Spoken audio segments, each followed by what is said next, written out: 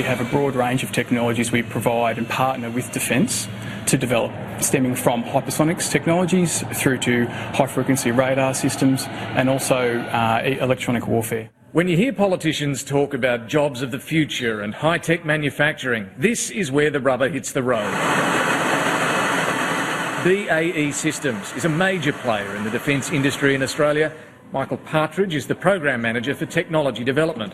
We have a number of export opportunities in front of us at the moment that stems back to what is ultimately the most successful Australian export in defence, which was the Nalka active missile decoy. And I think from that we have an outstanding platform of export going into the future. Defence is a growth industry for Australia. There's a real commitment from government to see it progress year on year. You get to work on some of the most exciting technology and systems, and you're also working to support our armed forces. With nearly 3,500 employees across Australia, 1,000 here in South Australia, recruiting the brightest science and engineering minds is crucial to the company's survival. So is what they're being taught at university. The future of our workforce is absolutely dependent on our graduates and our apprentices. We see them as a vital component to continually refreshing our workforce. And with them they bring additions and adaptations in terms of technology that they're learning to embrace through universities. They can bring that into the work and integrate that with our existing workforce, and you get a perfect blend.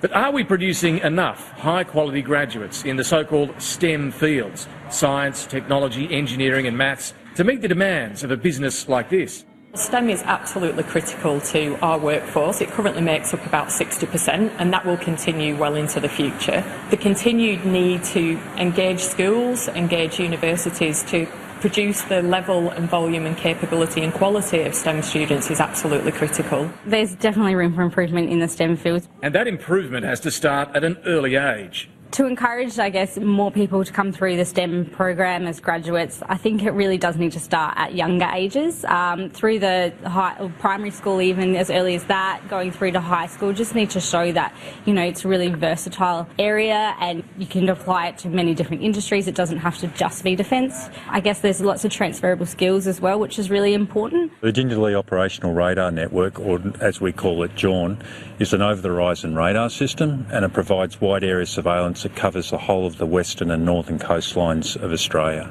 Australia is a world leader with over-the-horizon radar technology, and the government has just committed more than $1 billion to ensure we remain so.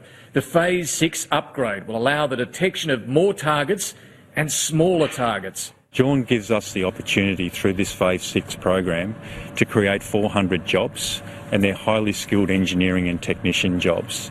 Through that we recruit 60 graduates, and those graduates will really get the chance to work hands-on on leading-edge state-of-the-art electronics technology and developing new software.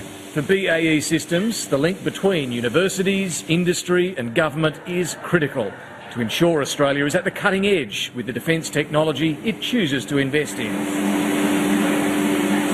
There's no point spending billions of dollars on something that's going to be second best. For BAE Systems to deliver that technology to the Australian Defence Force, it's pivotal that we actually invest in our manufacturing technologies to allow us to remain at the forefront in that area. We need to get a really good understanding across industry and government on what are the areas that we believe we can compete on a global scale, and then work with our education institutes to ensure we're putting in place the targeted investments to develop a depth of capability that will truly drive that innovation.